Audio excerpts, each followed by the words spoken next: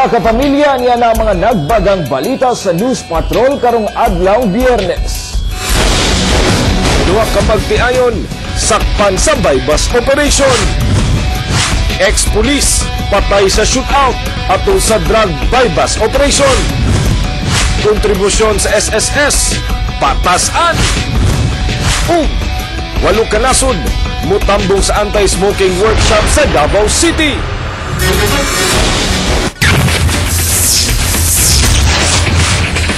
Mga kapamilya, niya na mga detalye sa News Patrol. Duha ka mga pares sa magtiayon ang nadakpan sa bypass operation sa CIDG. Ani ang report ni Bona Pamplona.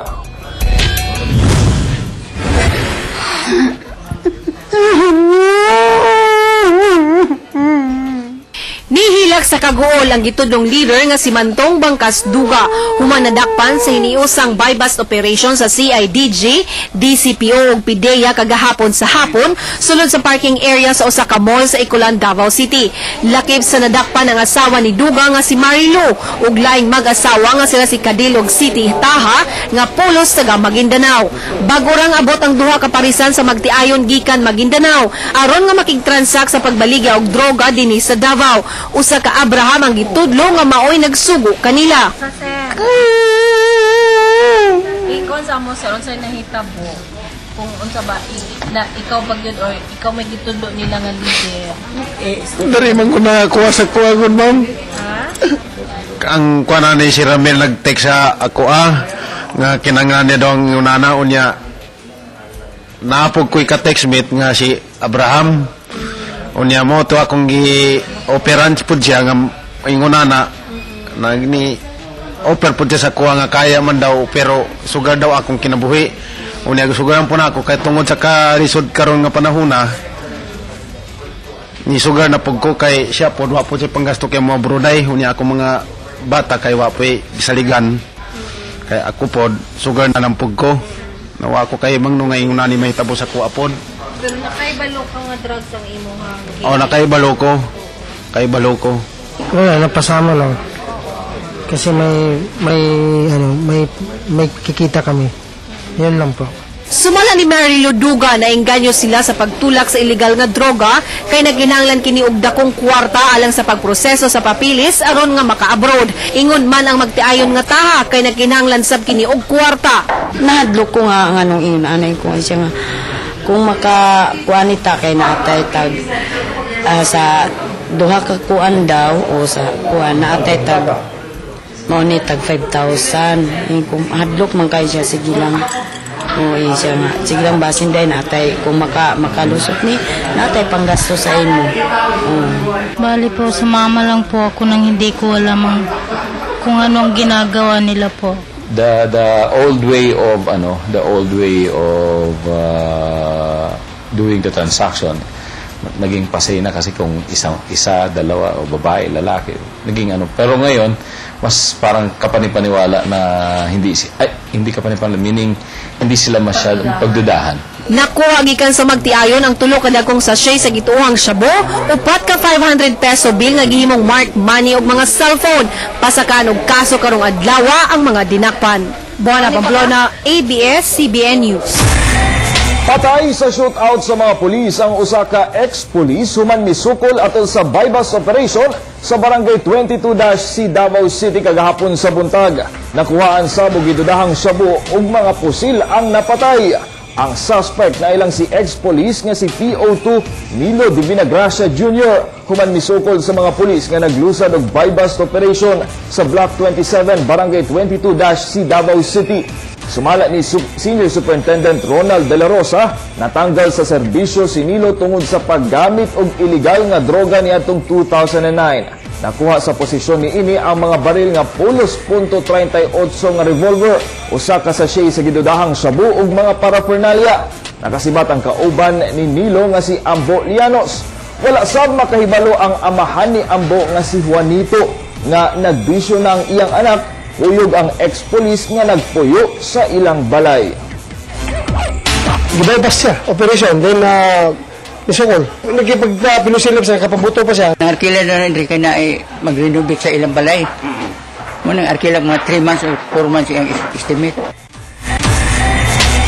Gipa-enhance na sa Talomo Police Station ang duha ka mga CCTV video nga na-record ang armado nga nagpusil patay sa transport leader nga si Antonio Dodong Petalcorin.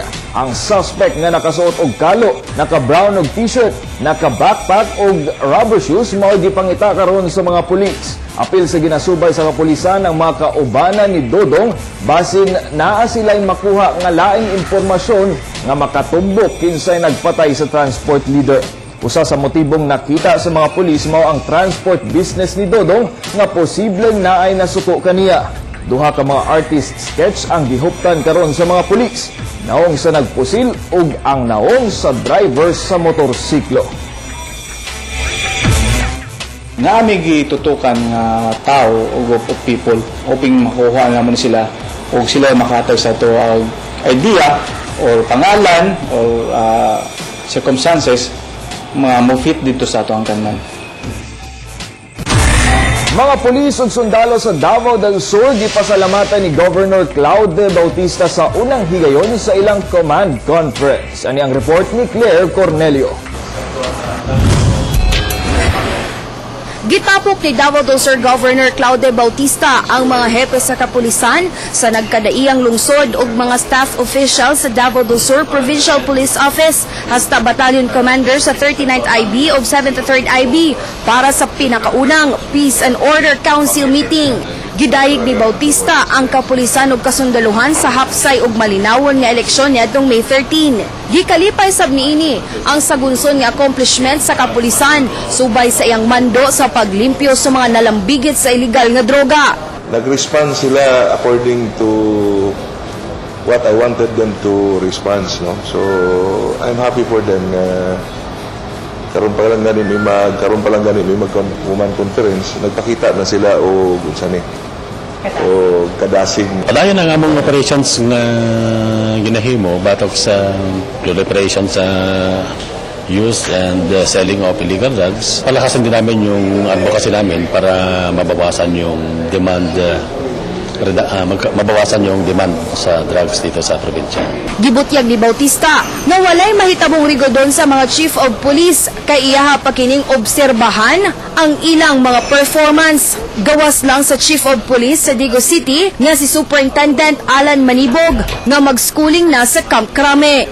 Wala pa may mga direct bahin na aside of course si office sa Digo City nga si Superintendent Manibog is due for schooling. Naman tayo mga proseso nga dapat himuon. Agi na itong tarong nga proseso. Ipalabas nila kung sa ilang mga performance, kung sa ilang mga activities, tagaan ako sila o situation, kung kaya ba nila o dili. Then from there, diyan na ito tanahon, no? Kaya siyempre mga career officers man sila. Gawas sa illegal nga droga, patutukan sab ni Governor Bautista ang illegal gambling sa probinsya. Claire Cornelio, ABS-CBN News. Mga kapamilya, 32 ka mga estudyante nga scholar sa Bantay Bata 163 sa bisan asang eskwelahan sa Mindanao ang midayo karon dinhi sa Davao City. Ani ang report. 32 ka mga scholars sa Bantay Bata 163, kauban ng mga ginikanan gikan sa lain-laing lugar sa Mindanao, nagtapok sa Davao City atol sa First Bantay Education Program Assembly. Sa 32, 23 niini scholars sa elementarya, 3 sa high school ug 6 sa college. Lakip sa mapasalamaton nga inahan sila Jessica ug Esmeralda kay scholar ang ilang anak sulod na sa 8 ka tuig. Dako gyud siya nga tabang pareha sa ko nga solo parents. Bali mo na gyud siya ang naging alalay nako nga makapadayon sa eskwela. Tulo ka sa eskwela. Man, salamat kayo nga. Kaning apil na silang tulo nga. Apil sa scholarship. Matabangan ako yung anak nga makahuman silang eskwela. Gawas na libre sa tuition fees ug uniform, nasa meal and transportation allowances, miscellaneous, school supplies ug school project ang matag scholar. Importante kayo para sa ako kay nakatabang kini sa akong pag-eskwela ug kanang dili na maglisod ang akong ginikanan sa pag-eskwela sa amo ug daghan kayong salamat sa pagsuporta sa amo. Ang maong panagtigom gilangkuban sa orientation sa pulisiya sa scholarship program. Aduna say distribution ug signing of acceptance letters. Nipasalig sab ang mga estudyante nga ampingan nila ang maong scholarship. Mga kapamilya, tangis sa pagbalik sa News Patrol. Kontribusyon sa SSS, patasan. O 8 kanasod mo tambong sa Regional Anti-Smoking Workshop sa Davao City. Kanauguban pang mga balita sa pagbalik sa News Patrol sa mayong buntag, Mindanao. Let's go! Good morning mga kapamilya! Isa sa, tungkol kay Nutrition Month karon mga kapamilya, isa sa ginadusto or gina-promote sa Barangay Matina Crossing, mao ang ilang organic garden. Tara, ayan, and to tell us more about this morning kauban nato ang assign sa community garden sa Matina Crossing, si Sir Jonathan Santos! Good morning, Sir Jonathan! Mayong buntag sa tanan ng paminaw parang buntag. Malipayon na ako kay natagal ako higayon na ni mag-promote sa organic gardening. Labi na sa urban container gardening. Kaya gamay kaya itong space. Balay, dili lang ka na maong dahilan nga dili ka mananom. Ang pananom, isa ka pa maagi nga makatabang sa ato ang galastuhon sa balay. Kaya pwede na ka mong tanom. Mangutanan lang ko, Sir Jonathan, nganong naatay ginabutang naatay organic garden din ni. Nganong kanima nang gina-promote sa Matina Crossing? Usa ka bagay ang pinaka-importante diri kay dili siya chemical based. Kaya na-promote na to ang organic na dili wa tagagamit og pesticides. Labi na karon nutrition man haom kayo nakitang mga katawhan mga untang gulay nga libre sa pesticides. Like good pong organic food, no? Very healthy, you know. How about the fertilizer na gamit nato? No fertilizer at all. We have organic based fertilizer. Sama sa mga chikanda.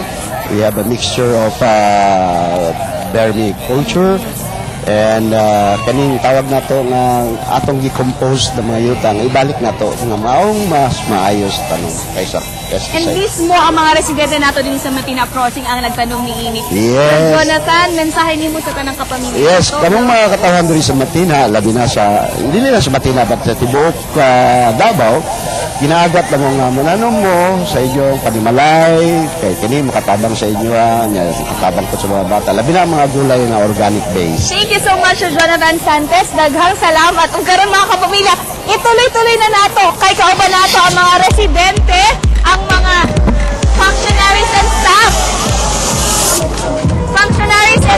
o ang mga barangay kagawad, 4Ps, and residente sa barangay Matina Crossing para mag-ehersisyo! Okay! So, syempre, karong buntagan, no? It's very important na ma-exercise din nato ang mga hips. Importante na siya kaya itong hips at ay kinakadakong joints sa ato ang lawas para ma-avoid nato ang knee, ankle, lower back pain.